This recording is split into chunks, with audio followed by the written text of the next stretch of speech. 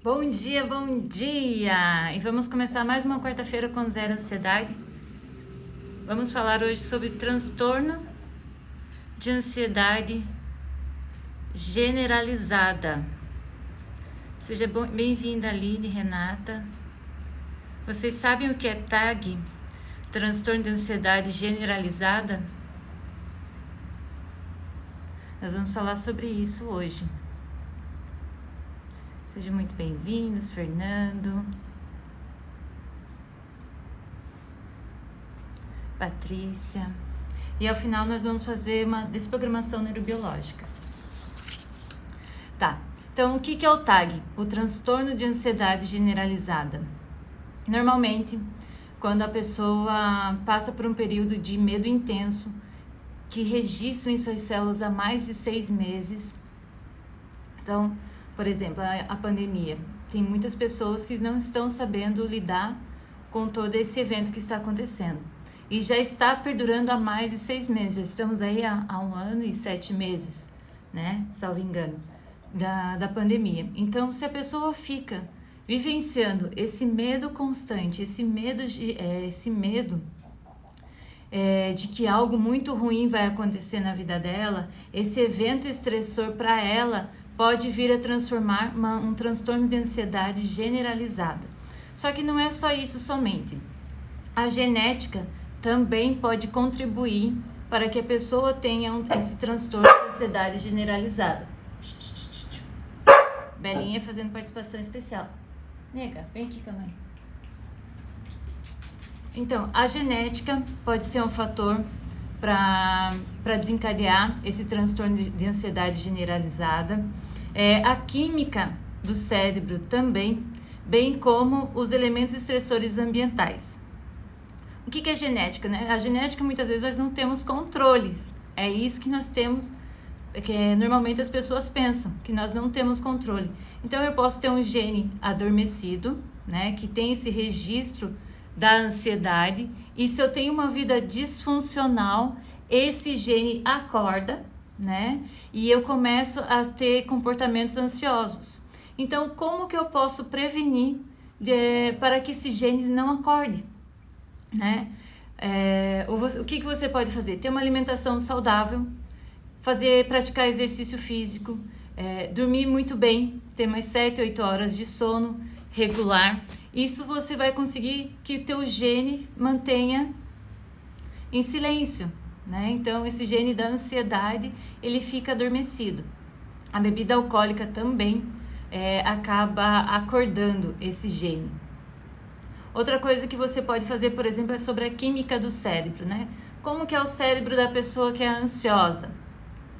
A pessoa que é ansiosa, como ela vive uma tensão, um medo, a química cerebral dela é congruente com o que ela está sentindo.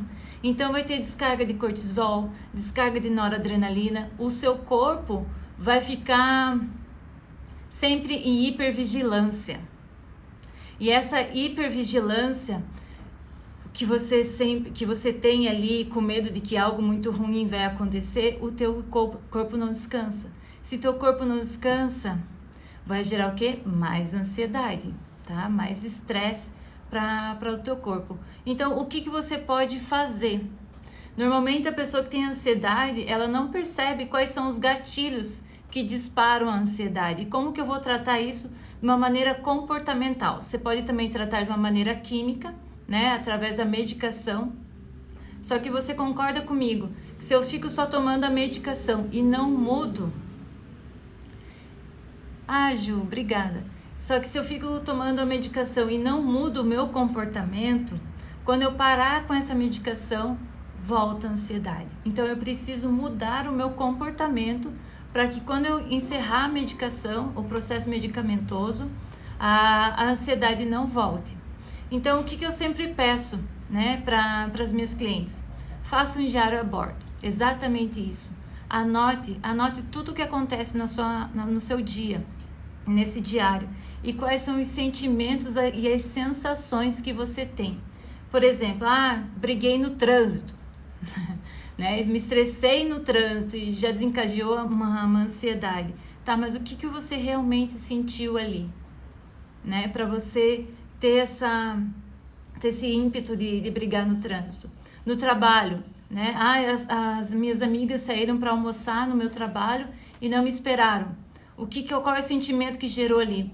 Pode ter sido um sentimento de rejeição, né? Aí você chega em casa, o teu marido não está em casa, ele foi jogar futebol e você não lembrou. Outro sentimento de rejeição.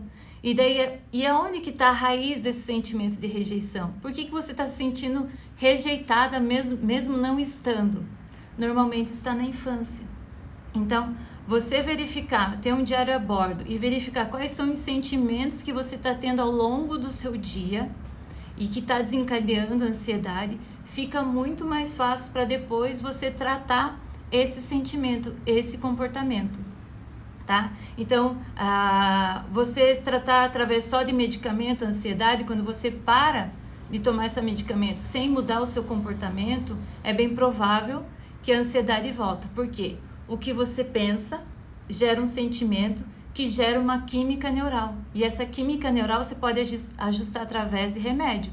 Mas se você não mudar teu comportamento, quando você para de tomar a medicação, volta a ansiedade. Por isso que a pessoa fala assim, nossa, eu faço tratamento para ansiedade e eu não tenho resultado. Toda vez que eu paro com a medicação e a pessoa acha que ela é viciada na medicação, que ela não consegue viver sem, mas na verdade ela não mudou o comportamento. Então tem que associar as duas coisas, a parte medicamentosa para mudar a química neural e o comportamento. E os elementos estressores também, né? Os elementos estressores externos também podem desencadear a ansiedade, como eu estava falando aqui. Por exemplo, situações de muito estresse no trabalho ou em casa, situações de abuso ou de violência, morte, grandes perdas. Então isso tudo pode desencadear também esse transtorno de ansiedade generalizada. E quais são os sintomas físicos, né? Porque às vezes a pessoa tem ansiedade e nem se dá conta que tem ansiedade, né? Ela não consegue se perceber ali na situação. Tensão muscular, dores de cabeça, sudorese excessiva nas mãos, nas axilas, náuseas ou queimação de estômago, fadiga e sensação de cansaço, surgimento de tremores, espasmos, inquietação e aquela sensação que está sempre nervosa. Esses são alguns sintomas físicos e isso atrapalha a pessoa no seu dia a dia, não é mesmo? Tá, e por que eu vou cuidar dessa ansiedade?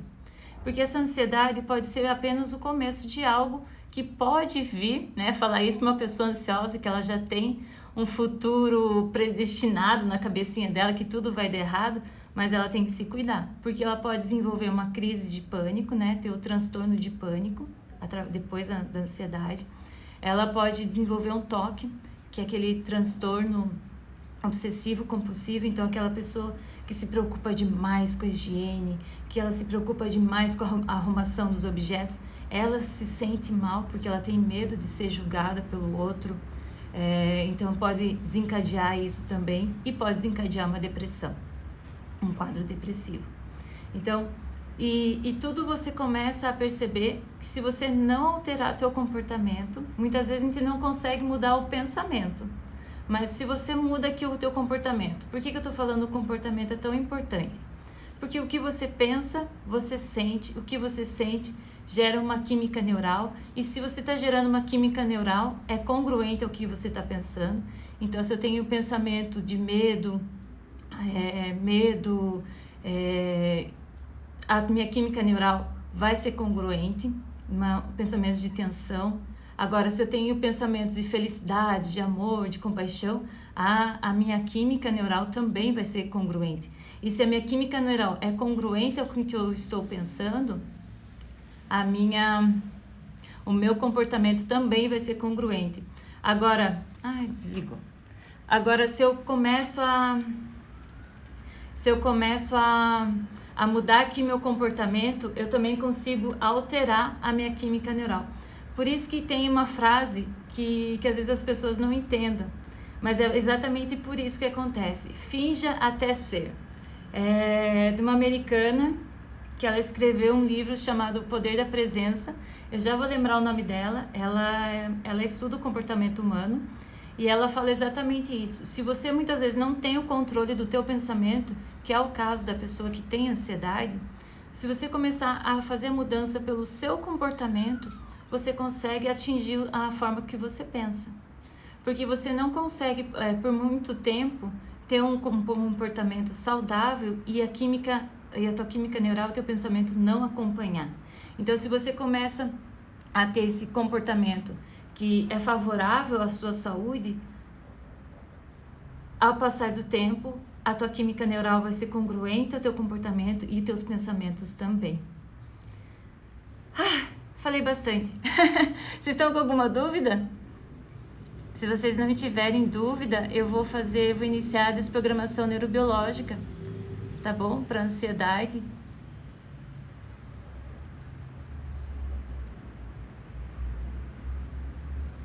Então vamos começar? Pena que apagou aqui minha lâmpada aqui.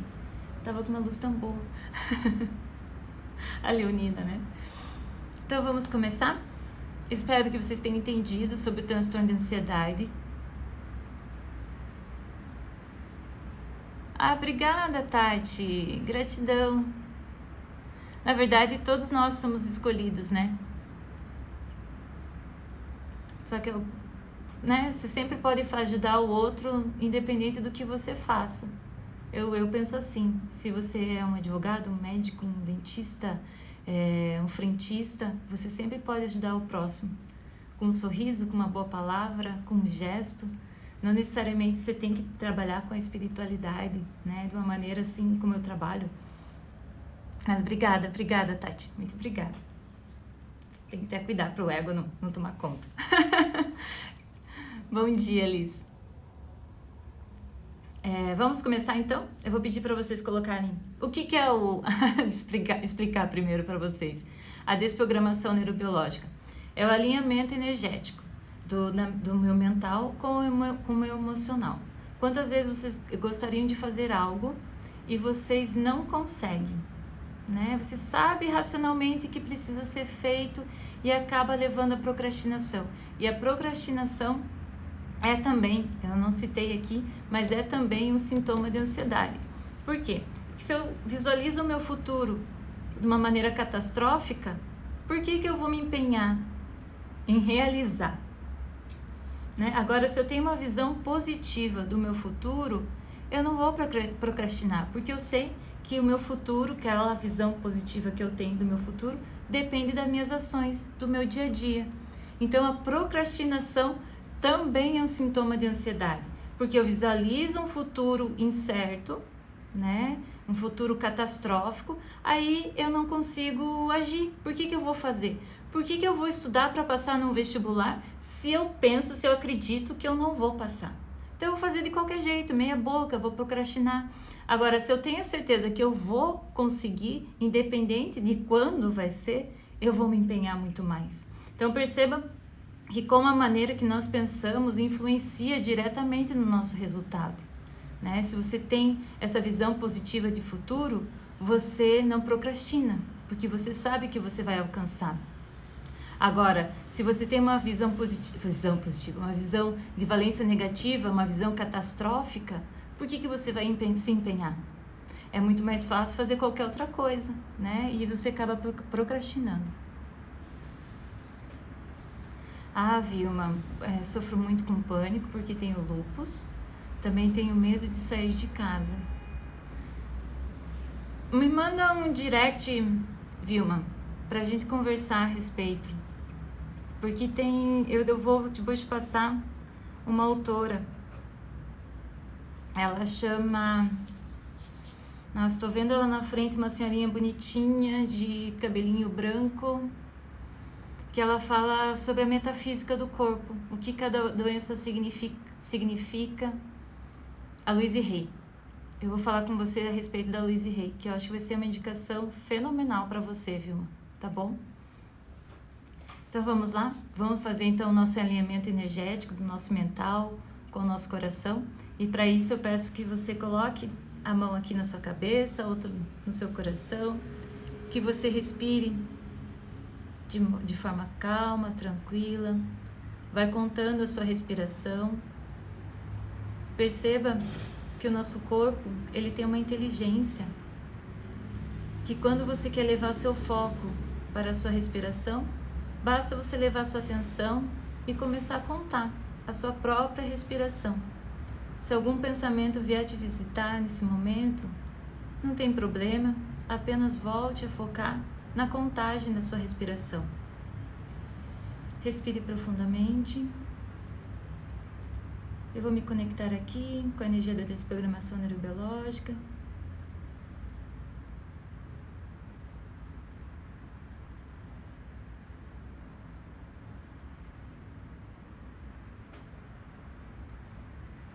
Respire profundamente e peça licença. Peça licença para o seu corpo. Peça licença para as suas células. Peça para as suas células abaixarem as barreiras, para ficarem receptivas a essa energia da desprogramação neurobiológica.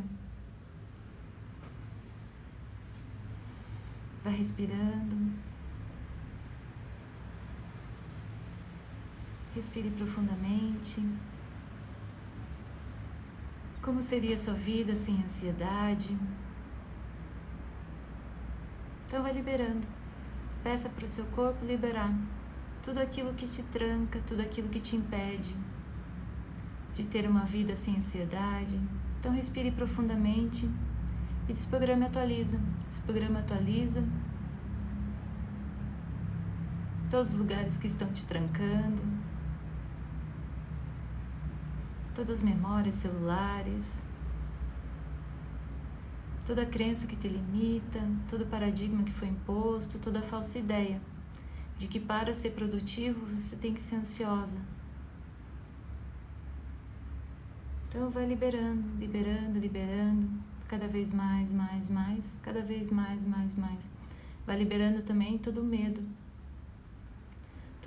que você tem, medo da escassez, medo de ficar sozinha, medo da morte, medo de perder alguém. Então vai liberando todas essas crenças que te limitam, todo o paradigma que foi imposto, toda a falsa ideia de que você tem que estar em estado de tensão. Então desprograma, atualiza cada vez mais, cada vez mais, em todas as células, em todos os níveis. Desprograma, atualiza e vai liberando. E ensina às suas células que é fácil, possível, permitido e divertido ter uma visão positiva do futuro. Que é fácil, possível e divertido você se alegrar, você está em estado de presença. Então vai liberando toda a crença que te limita, todo o paradigma que foi imposto, toda a falsa ideia de que para ser uma boa profissional, para ser uma boa mãe, um bom pai, você precisa ser estressado, nervoso, ansioso. Que para você garantir o seu futuro, você precisa ser estressado, ansioso, nervoso. Então vai liberando todas essas mágoas, todas essas lembranças, todas essas memórias, em todas as células, em todos os níveis. Desprograma, atualiza, cada vez mais, cada vez mais. Respire profundamente e vai sentindo as suas células liberando todas as memórias que não são mais contribuição para você, que não é mais contribuição para o seu corpo, que não é mais contribuição para a sua saúde. Então vai liberando, cada vez mais, e cada vez mais. Vai sentindo a liberação, vai pedindo permissão para as suas células, pedindo permissão para ter uma vida alegre, feliz, divertida, ter uma visão positiva de futuro. Respire profundamente e quando sentir, pode abrir os olhos. Até nós estávamos falando aqui de visão positiva de futuro, né? Tem um livro excelente que se chama Em Busca de Sentido. Esse livro, Em Busca de Sentido, é de um psiquiatra, médico, né? Médico psiquiatra, que viveu durante o campo de concentração, o Eric... eu esqueci o nome dele. É o Eric alguma coisa. Ele viveu durante o campo de concentração. E quando ele saiu, né, do campo de concentração, o livro ele é dividido em duas partes. Primeiro ele faz o relato de tudo que ele vivenciou dentro do campo de concentração, a mudança de comportamento do ser humano, né? E depois ele faz uma pesquisa com as pessoas que sobreviveram ao Holocausto e o que essas pessoas tinham em comum e por que elas sobreviveram e não o outro.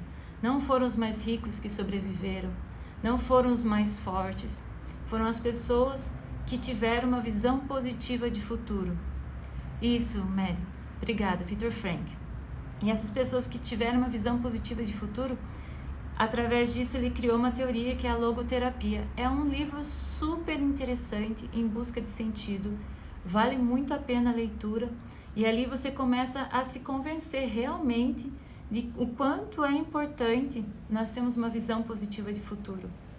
Né? Não, você vai dizer, Flávia, ok, não estou vivendo no Holocausto, mas será que mesmo a tua mente não está sendo o seu pior carrasco? Né? Você criando uma visão negativa do seu futuro, uma visão catastrófica, e ainda sem motivos externos para você estar fazendo tudo isso com você. Né? Então, fica essa dica desse livro, Em Busca de Sentido, do Viktor Frankl. Espero que faça sentido também para vocês, que para mim foi excelente, foi um divisor de águas. Exato, sim. Quem tem visão do futuro positiva está um passo à frente dos outros, né? Porque todo mundo tem uma visão do futuro, só que algumas criam uma visão catastrófica e a outra positiva. Quanto mais positiva, melhor, porque você age, você faz. Se você tem uma visão negativa, você vai procrastinar. Por que eu vou me empenhar se eu não vou alcançar? Não é mesmo? Muito obrigada por vocês aqui hoje. Estou muito feliz. Amanhã, às 7h30 da manhã, eu vou fazer uma meditação com a energia da Diksha, né? A Diksha, que é a bênção da unidade. A Diksha, que é a bênção da unidade, da sincronicidade. Então, eu espero vocês amanhã, às 7h30 da manhã. Obrigada por hoje e tenha uma ótima quarta-feira. Arro!